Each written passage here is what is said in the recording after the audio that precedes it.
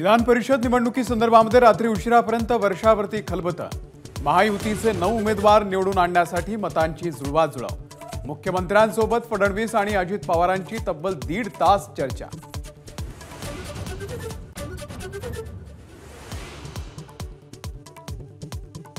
विधानसभा निवडणुकीच्या पार्श्वभूमीवरती आज संभाजीनगरमध्ये ठाकरे गटाचा शिवसंकल्प मेळावा। पदाधिकारी आणि कार्यकर्त्यांना उद्धव ठाकरे करणार मार्गदर्शन।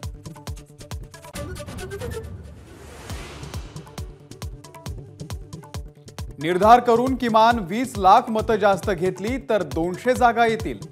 महायुतीच्या मेळाव्यामध्ये फडणवीसांचा विश्वास। जागांवरती चर्चा नको, शिंदेंचा नेत्यांना सल्ला।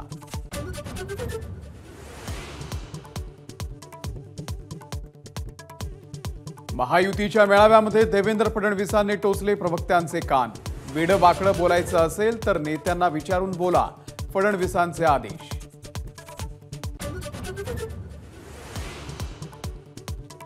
कांदा निर्यात बंदीची मोठी किंमत मोजावी लागली। काहीही करा पण निर्यात बंदी करू नका, अजितदादांची पियुष गोयल यांच्याकडे मागणी।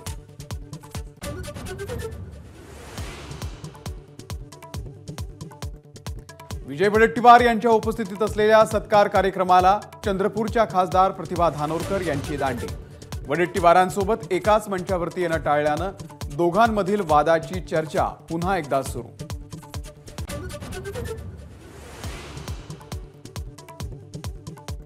परभणीमध्ये आज मनोज जरांगे यांची जनजागरण शांतता रॅली। जरांगेंच्या स्वागताची परभणीमध्ये जय्यत तयारी।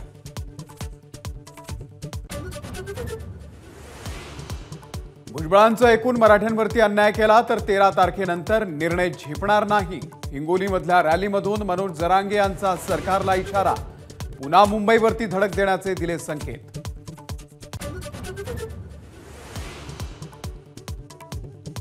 नगरमध्ये निलेश लंके यांचा शेतकरी जन आक्रोश आंदोलनाचा 3रा दिवस। पाठिंबा देण्यासाठी सुप्रिया सुळे आणि थोरात आंदोलनाला भेट देणार।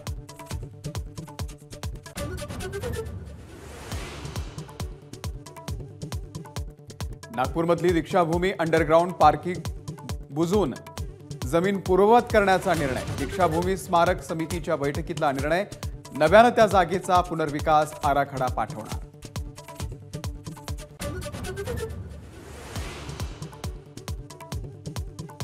शांतता तोडणाऱ्यांचं आता सरकार पाडणार। गुजरातमध्ये राहुल गांधींचा निर्धार।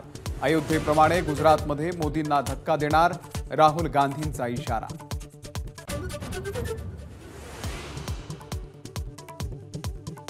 जम्मू काश्मीरच्या दहशतवाद्यांच्या चकमकीमध्ये 2 जवान शहीद। 1 जवान अकोल्यातल्या मोरगाव भाकरे गावातला। गावावरती शोककळा।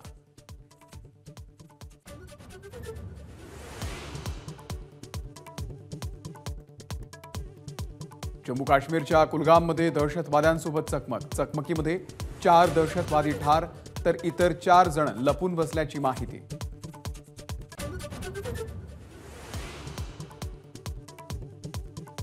पावसामुळे अमरनाथ यात्रा स्थगित। पहलगाम आणि बालतल मार्गावरती तुफान पाऊस। भाविकांना तळावरती पुन्हा पाठवलं।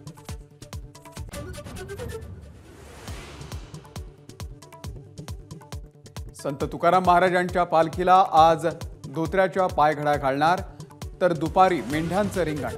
संत ज्ञानेश्वर महाराजांच्या पालखीचं आज लोणंदमध्ये मुक्काम।